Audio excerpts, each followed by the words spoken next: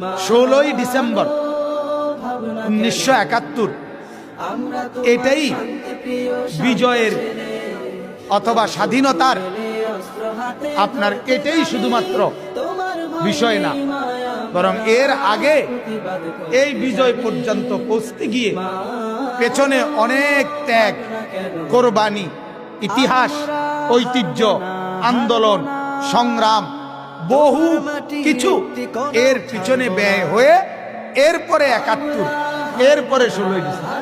শুধু 71-এ যাদের অবদান শুধু তাদেরকেই স্মরণ করলে হবে না।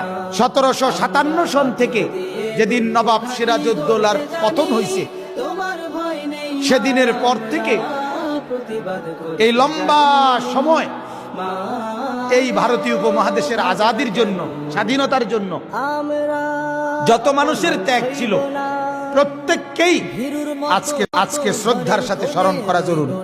এই মাটির পিছনে প্রত্যেকের অবদান।